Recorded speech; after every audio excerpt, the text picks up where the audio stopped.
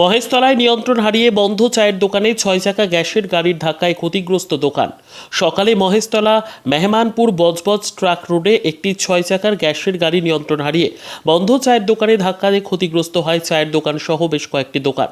অল্পের জন্য প্রাণে বাঁচে পাশের একটি চা ব্যবসায়ী। ঘটনার পর গাড়িসহ চালক পলাতক। খবর পেয়ে ঘটনাস্থলে মহেশতলা থানার পুলিশ পৌঁছে অভিযুক্ত চালকের খোঁজ শুরু করেছে। ব্যুরো রিপোর্ট, দিনরাত স্টার নিউজ।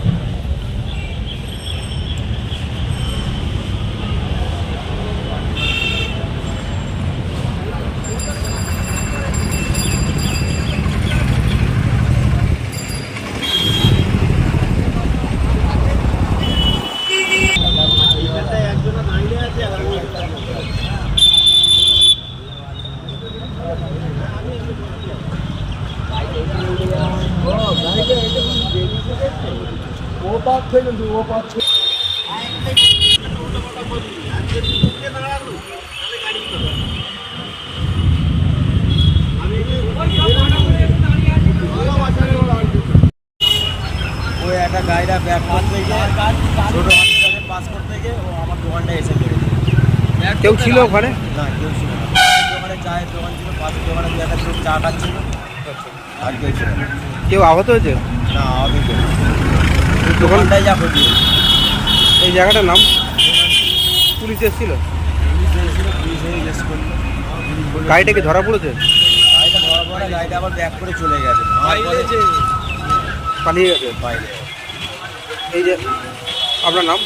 জলদির ভাব করতো। গ্যাস গাড়ি এটাই আসছিল, হ্যাঁ, এটাই আসছে তো ওই সামাতে পারিনি, স্পিডে আসছিল। আর এই যে ওখানে তো অনেকগুলো দোকান ছিল। হ্যাঁ, ওই একটা দোকান ছিল, ওই একটা। আর বলো এইটাই কিছু হয়নি, আর লোক সঙ্গে থাকা তো পুরো ডেড হয়ে গেছে। রেড হয়ে গেছে। পুলিশ এসেছিল? হ্যাঁ, পুলিশ এসেছিল, পুলিশ এসে দেখে লেখাপি তুলে এই জায়গাটার নাম? মেমানপুর বাজারে। গ্যাসের গাড়ি ছিল? হ্যাঁ, 6 চাকা ছিল। আপনার নাম? আমার নাম আবু সাহেব।